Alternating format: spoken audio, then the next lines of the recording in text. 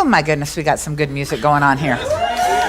Every single Sunday. Thank you, Karina. That's a great intro to the power of community and what I'm going to be talking about today, so thank you. I love how Spirit does that. There's never any mistake. It's like, oh yeah, how'd she know I was going to be talking about stuff like that? So first of all, before we get started, I do want to talk about Prosperous Me. It's a gift that we are giving everybody that comes into Genesis, whether you're a member, whether you want to be a member, whether you're a visitor. If you didn't get one last Sunday, please go to the welcome table. We have them out there, and they're daily practices. And so we're doing a phone call every morning at 7 o'clock. I know some people are like, that's way too early for me, and some people are at work. And so also know that B, if you want to stand up for just a second, B Westcott Curl is going to do a discussion group right after service up in the bistro for any questions that you have about the book, about the practices. And Makasha told me she's doing the work with 5 other people. So very powerful work when you do it by yourself. Just imagine if you do it with the energy of other people. So I wanted to talk about that for just a moment. And the fact that we are having our pledge drive, and I know that sometimes makes people uncomfortable. It's like, oh God, she's going to talk about money. I have to go now. You lock the doors, right? Pledge drives are important to a community like this, just so you know. It's your gifts that you give this community that actually keep those doors unlocked and opened. We don't get, every once in a while, we get a gift from our, I like to call her the mothership, from our corporation. Every once in a while, a center will be gifted a tithe from them. And most everything comes from y'all. So our board of trustees, please stand. These people, yes, thank you, Lynn.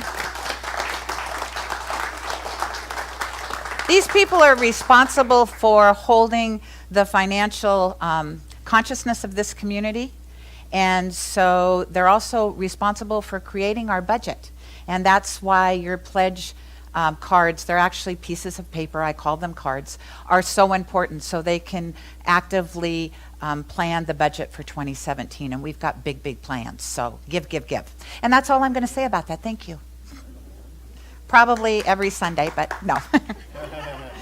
So I have talked to a lot of people over the course of this week, and a lot of people are still, I don't want to say stuck. A lot of people are still in honest fear, honest sadness, honest, oh my goodness, what's going on with my country? And I kind of go in and out. I'm not feeling fear anymore. I don't know that I ever felt fear. I kind of felt, what? And then I said, well, that is the election. It's over to this point. And so I kept looking for something that would touch my soul, to help touch people's soul here that might still be struggling. And I don't know if you know Alan Cohn. He's, well, I know him because of you, so thank you, West. He sends out daily inspirational things by email, and he's a writer, and he's at Hay House, and I get his emails now. And so he took 10 teachings from the Course of Miracles to help us kind of look at how are we collectively responding to this election, and how we collectively may want to choose to respond differently. And so his first one is, there is nothing to fear. Fear is not justified in any form. So here's the deal. There is fear and there is love. Those are the only 2 emotions there are. Everything else will fall under fear or fall under love. Joy is an emotion. It's over on the love side. Anger is an emotion, probably over on the fear side.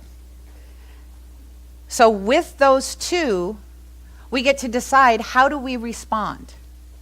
And I know that fear is the natural place we want to go when things look dark. Whether they look dark at a national level or they look dark in our own personal lives. How many of you gone through a dark night of the soul? Yeah, oh yeah. Who didn't raise their hand? Yeah, we want to talk to you. So when you're going through a dark night of the soul, it's usually fear that's going to take you there. Or just a throw up your hands, I'm so tired of things being the way they are. And, Karina's song was so perfect for that. I'm drowning, and instead of thinking I'm drowning, I'm going to dive deep. Because if I dive deep, I will find the love I'm looking for. And so we're at choice here.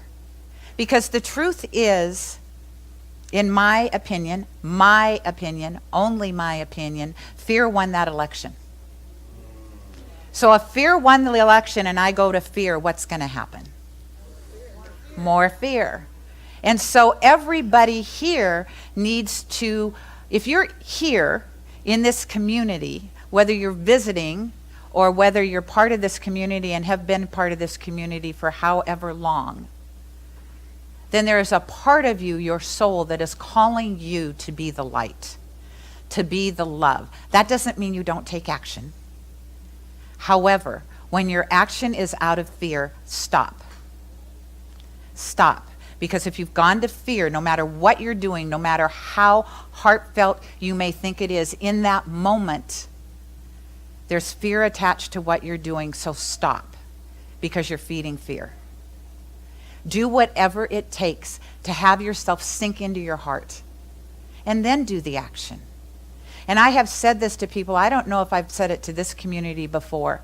However, when the offering basket is up here and we call people to bring up their offerings, if you go to that place of resentment when you're about to make your offering, don't do it.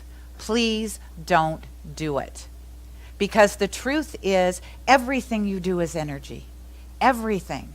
And so if you're dropping money into our basket and our prayers, and when I say our, I mean all of us, and you're in resentment, guess what just got dropped into that basket?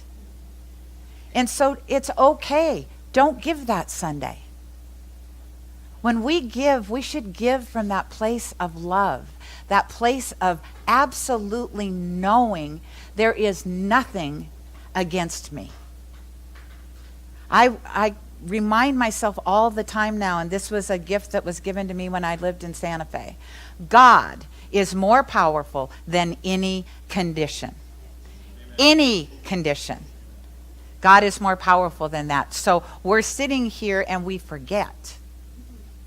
Don't we? We forget. So my note cards of that, because I was pretty sure I wouldn't remember the Course of Miracles. I am not a victim of the world I see. I am not a victim of the world I see. So let's remember that life is our projection. Even when it's tough, even when it's uncomfortable, life is a projection. It's not reality, they say. It feels pretty real to me. However, every spiritual guide, every prophet will say, this isn't real. This is a movie. It's our thoughts that are creating this. So regardless of what appears to be, whatever it appears to be in your mind, the election results, if we want to change it, where do we change it? In our mind. In our mind first. In our mind first. I believe that I forgot these principles when I heard the election results. I believe I absolutely forgot these principles. And I don't think I was alone. And why we come here is to remind each other. That's the power of community. Why we come here is to remind each other. We're soldiers for social justice. We are soldiers for love. We are soldiers for right action. And if we go to fear, we're not soldiers for anything. And so I'm not saying, oh, be the love, project love, and do nothing else. It is definitely treat and move your feet time. Whatever that looks like to you. You know, we have got safety pins that we've got on the table in the back. Does anybody not know what the safety pins are for? Okay. So safety pins, it's an opportunity for you to, there we go. It's an opportunity for you, by wearing a safety pin, to say to anybody out in the world, I am a safe person, you can come to me. So at any time, if anybody feels that they are being verbally, emotionally abused, they can walk up to you and stand next to you, and you will start a conversation with them. I was worried when I first put this on. I was like, oh my God, do I have to now get in an argument with somebody or tell somebody they can't treat that person that way? And it made me kind of nervous. I put the pin on anyway, and it still made me nervous. And then I saw a video where it said, just walk up to the person and start to talk to them. It's called deflecting. Deflect whatever else is going on around them and be that place where they can feel safe and feel love. That's what we're here to do. Thank you, Bernie. I could see peace instead of this. Peace is an option. I could see peace instead of this. Now, I'm not going to say we're all going to run out and this is going to be the answer to everything and, you know, a miracle's going to happen like that. However, what do we believe? How fast can a miracle happen? Just like that. So one of the things I will say is, I wasn't happy with our government. I wasn't happy with some of the things that were going on in our government. And sometimes things have to break down before they can break up and break through. And so that is to remain in peace while that happens, to not get sucked in. And can I also say to people, please, please, please, don't share things on Facebook until you've checked them out on the World Wide Web to make sure they're true. Facebook has now been called on delivering fake news. And so to be the peace, you also have to be vigilant about what you share and how you share it. And so a call to be in community, the power of this community is to know that we can come together and do small acts of kindness together. One of those is Genesis Gifts of Love.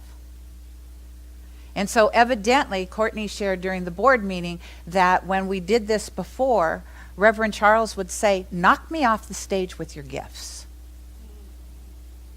Absolutely. I mean, the event happens December 17th. We're expecting over 100 families. Knock me off the stage with your generosity, with your gifts. Even if if you can't buy a gift, see Cindy and write a check or give her cash. And there is a team of people that will go shopping for us. This is our opportunity to show people who we are, who the love is, why we are a community. This is our opportunity to say, yes, I am here to be a spiritual first responder. Whatever that is, however that looks. I'm not fond of this one. Yeah, I read it anyway. Yeah, my opinion. Thanks, Bernie. All things are lessons God would have me learn. All things are lessons God would have me learn. So we teach God is in everything, and then when things don't turn out the way we want to, obviously God was taking a nap. God can't be in that. That's just impossible that God could be. Why would God create that? Why would that happen in our consciousness? God is in everything. So there is that vibration of God that is pure love, pure compassion, and it's way up here. And we're all vibrating underneath it, and we're growing consciously to become part of that. And on this level, I believe we forget. And when we forget, what happens? we get lazy and we get complacent and we forget what our responsibilities are to our fellow humans. Ta-da! It's a call to action. It's a wake-up call. Darnita said it beautifully on her Facebook page, that it was a sunny day on Tuesday. And do you remember what Wednesday morning looked like here? And she said, and now my ancestors are crying. We need to wake up. We have become complacent as people. We say things like, oh, I want to be in community, but, oh, I don't really want to get up and get dressed on Sunday. This is where community happens. Here, in the morning in meditation, here at service, on Wednesday nights. Do you know we have 5 people that give of their time and their talent to create Wednesday services for you as community? It is an opportunity for us to come together and start to live these principles. We're going to kick off, and I've lost the word. Thank you for eloquent, West. Now I can't even think of a bad word. We're kicking off a program in 2017 called Community First. It is a proven fact that you don't get intimate with people in large groups, that you really have intimacy when the group is 10 and under. And so along with Sunday services, along with Wednesday night services, we're going to start offering Community First home groups, where you'll have an opportunity to really come and be intimate with people in this community, in someone's home, to break bread with them and talk about this philosophy. What a fabulous opportunity that's going to be. The timing could not be better. Do you know how many times? Well, it doesn't matter. I tried to do this before, and it didn't work. The time has to be right, and the time is now. The time is now for us to really step up and be each other's biggest love, biggest support. And when somebody comes to fear, sit with them and hold them and let them move through it. Don't yank them out of it. Don't yank people out of an emotion they're in, because when it comes back, I promise you it will be tenfold. Let them move through the emotion. Be there for them. And we're powerful, powerful human beings, every single one of us. Every single one of us has the gift of God within us, because that's who we are. God in form, manifest. And so why wouldn't this be a call for all of us to step up?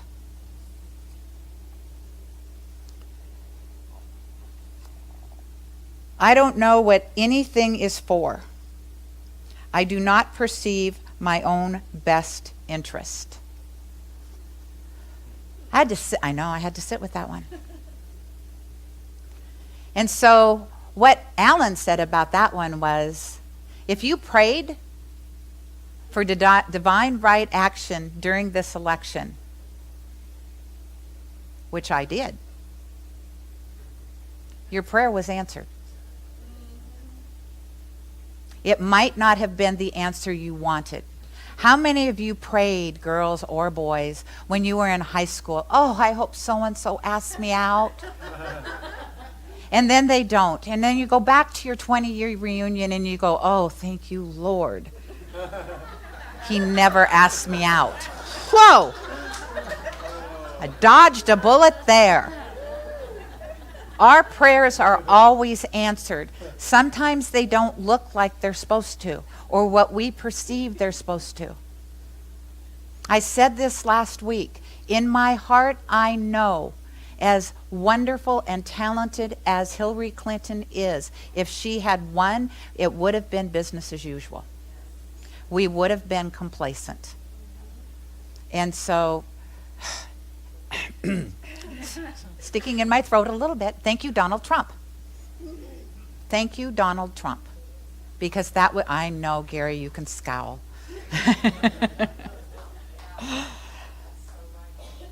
Trust would settle every problem now. So when, trust would settle every problem now. So when you're in that place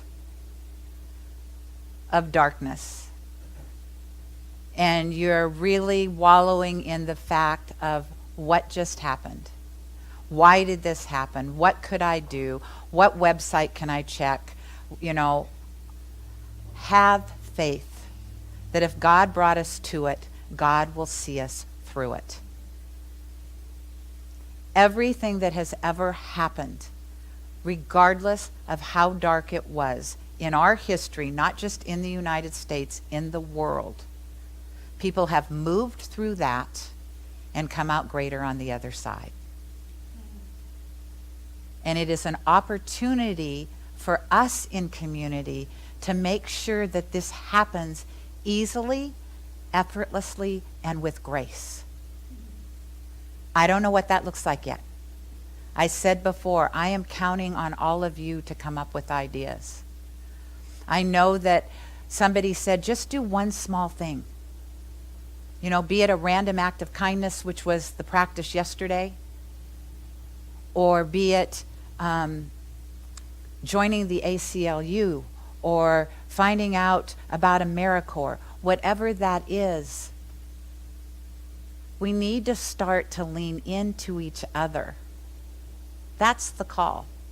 Human to human, heart to heart, mind to mind, soul to soul. We need to start touching each other. Nobody can do that for us, and nobody can take that away from us. That's the power of who we are. That's what we need to remember. The holiest spot on earth is where an ancient hatred becomes a personal love. I've heard this, so I'm going to ask. How many of you have family members that may have voted differently than you? Absolutely. How many of you, because of the holidays, are going to get to spend time with those family members? What if instead of going into those arguments that sometimes can spoil a holiday in a heartbeat, we had loving conversations with our family? Regardless of the relationship, this is our family. We chose to be born of the same parents. And so what an opportunity. If forgiveness is going to start somewhere, it needs to start in your family and with your family, and then ripple out. And I know sometimes that is hard, that sometimes our family can hurt us the deepest because they know where every scar is. They know exactly, what scab to rip off. And what if you, because you live and breathe this philosophy, what if you became the forgiver? And not from a place of superiority. Oh, I forgive you. Because I'm the better person. And I know it. See, if you were the better person, you would have forgiven me.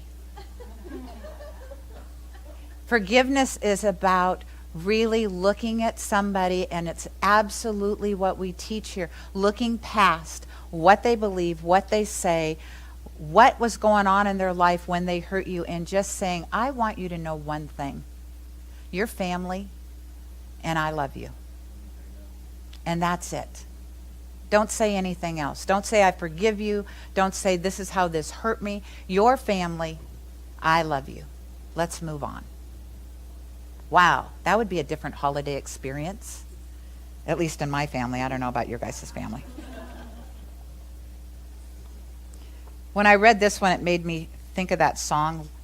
Bernie would know it because he knows all the songs. Life is but a dream. Ba-doop, ba-doop.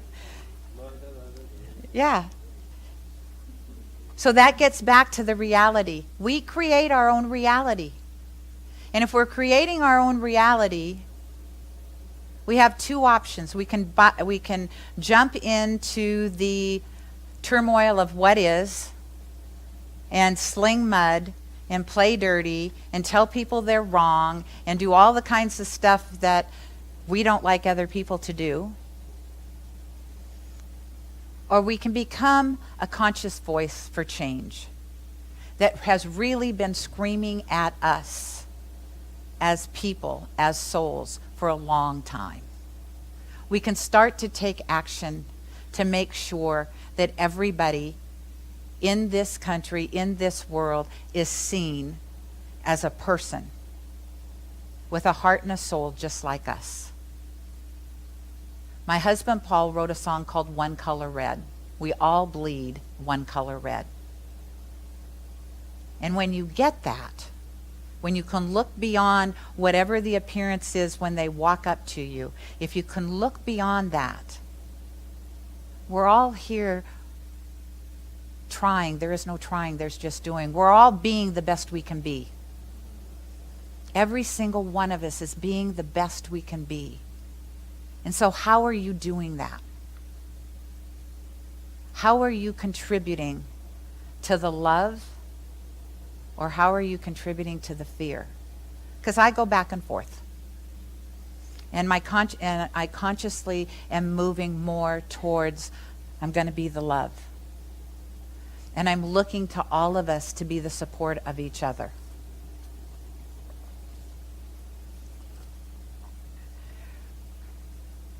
So remember that if you stand in truth, you know, it was said last week, I've got it backwards, principle before personality, which Bill W. wrote in the AA book. Ernest Holmes would tell you principle before anything else. There is truth, and there's only truth, and that's truth with a capital T. That's not my truth, that's not your truth, that is just truth. It's always working. And when you really study what we teach here, and you really start to live it, then you realize thought, cause and effect. If I'm thinking it, I'm helping it manifest into the world. And that is powerful. If I'm speaking it, I'm helping manifest it in the world. That is powerful. And each one of us wants to think, oh, well, I don't have that kind of power. Yes, you do. Yes, you do. We all do. Because we are all, if you want to take a biblical term, we're all children of God. We're all birthed from the divine. Each and every one of us, God in form. How dare we play small? How dare we think that our words and our thoughts don't have effect on this planet? They do. And lastly, a happy outcome to all things is sure. He has I wrote this down because this came from Alan Cohn, and I thought it was brilliant. A happy outcome to all things is sure. And so if Donald Trump was not your choice, to remember, he served the role of Shiva, the dissolver of inertia. We are up for constructive change. And so as a powerful community, I invite each one of you to decide, what can I do? It doesn't have to be a big thing. It could be writing a song and sharing it. It could be joining an organization that touches your heart. It could be sitting with somebody and looking at them and really listening to what they have to say. Don't fix them. Because the truth is, they've got as much power and presence as you do. Anything. Do something today. Decide what it is, and then do it again tomorrow, and then do it the next day. Because what I have faith in is not only God, I have faith in you. And I feel so blessed that we have come together as a community right now. Because here's the deal.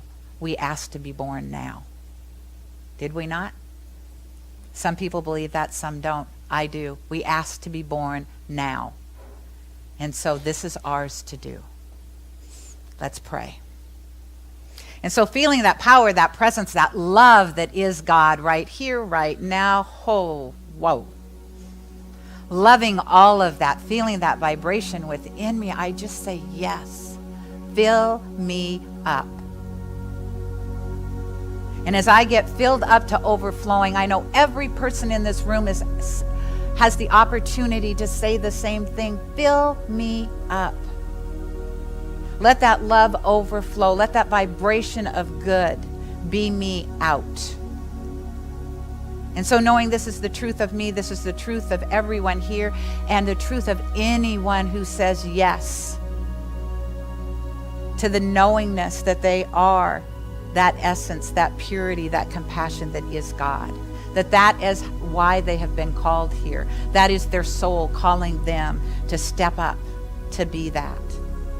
And so knowing this is the truth, I just say right here and right now how blessed we each are to be here in this community, to be part of this vibration of love, to go out into the world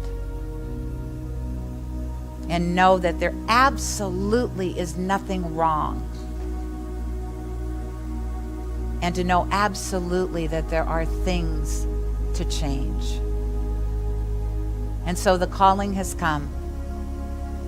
And as I step up, I know I can feel that love coming back. Each one of us has the opportunity to take that mantle of love and to wear it proudly. To be that which we have been called here to be. And so I am so grateful, so very grateful to hold and know this truth. That there is love, and that is the highest vibration.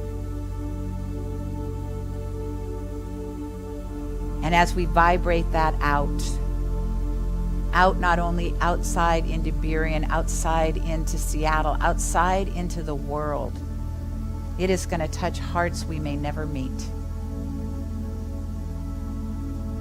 And yet things will shift and change because love does always win. For that I am so grateful, for knowing the truth. God is more powerful, more present than anything, any condition, anything unlike itself. And so I turn myself over to that. And knowing that that says yes back to me, I say thank you, God. And so it is. Namaste.